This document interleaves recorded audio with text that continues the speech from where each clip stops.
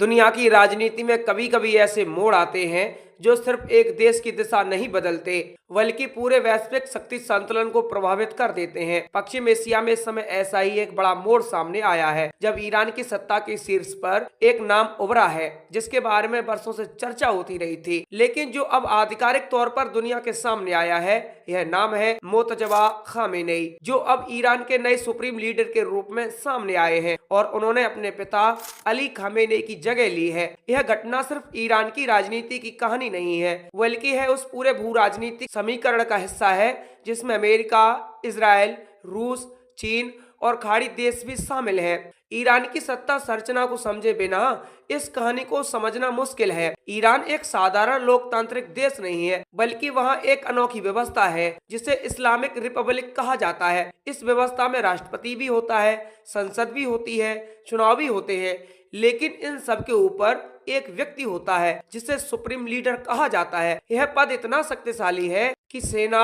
न्यायपालिका, सुरक्षा एजेंसियां, विदेश नीति और यहाँ तक कि परमाणु कार्यक्रम तक का अंतिम नियंत्रण उसी के हाथ में होता है। 1979 की इस्लामिक क्रांति के बाद ईरान में सबसे पहले सुप्रीम लीडर बने रुहुल्लाह खामेनेई और उनके बाद 1989 में यह पद अली खामेनेई के हाथ में आया, जिन्होंने लगभग 3 दशक से अधिक समय तक ईरान की सत्ता को नियंत्रित किया। लेकिन जैसे जैसे अली खामेनेई की उम्र बढ़ती गई, पूरी दुनिया में यह सवाल उठने लगा कि उनके बाद ईरान का अगला सुप्रीम लीडर कौन होगा। ईरान की सत्ता में कई ताकतवर धार्मिक नेता, राजनीतिक गुट और सैन्य संगठन मौजूद हैं, इसीलिए यह तय करना आसान नहीं था कि अगला नेता कौन होगा। लेकिन पिछले कई वर्षों से एक नाम बार बार चर्चा में आता रहा और वह था मोजतबा खामेनेई, जो अली खामेनेई के बेटे हैं। मोजतबा खामेनेई का जन्म 1969 में ईरान के मशहद शहर में हुआ था। उस समय ईरान में शाह का शासन था और इस्लामिक क्रांति अभी नहीं हुई थी। उनके पिता उस समय एक धार्मिक विद्वान थे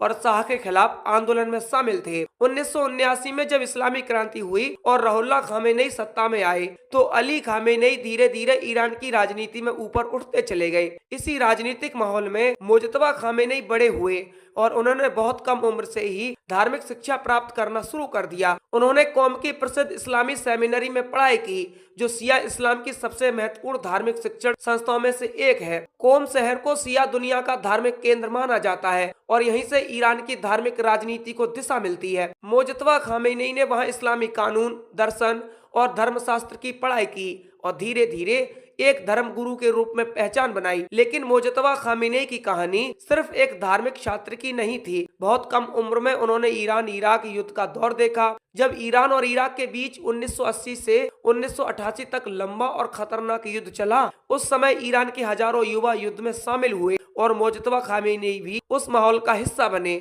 इस युद्ध ने ईरान की राजनीति और समाज दोनों को गहराई से प्रभावित किया और इसी दौर में ईरान की सैन्य संरचना, खासकर इस्लामिक रेवोल्यूशनरी गार्ड्स कोर, बेहद शक्तिशाली बनकर उभरी। आने वाले वर्षों में यही संगठन ईरान की असली ताकत बन गया और माना जाता है कि मोजतबा खामेनेई के कई महत्वपूर्ण रिश्ते इसी संगठन के भीतर बने। कई विश्लेषकों का मानना है कि मोजतबा ने धीरे धीरे इस संगठन के प्रभावशाली अधिकारियों के साथ मजबूत संबंध बना लिए और यही कारण है कि उन्हें वर्षों से पर्दे के पीछे का शक्तिशाली व्यक्ति कहा जाता था। ईरान की राजनीति में अक्सर देखा गया कि जो व्यक्ति आधिकारिक पद पर नहीं होता वह भी बहुत प्रभावशाली हो सकता है। मोजतबा खामेनेई के बारे में भी यही कहा जा रहा है कि वे अपने पिता के बेहद करीबी सलाहकार रहे हैं और कई महत्वपूर्ण फैसलों में उनकी भूमिका होती है। खासकर 2000 के दशक में जब ईरान के अंदर राजनीतिक संघर्ष तेज हुआ, तब मोजतबा का नाम बार बार सामने आने लगा।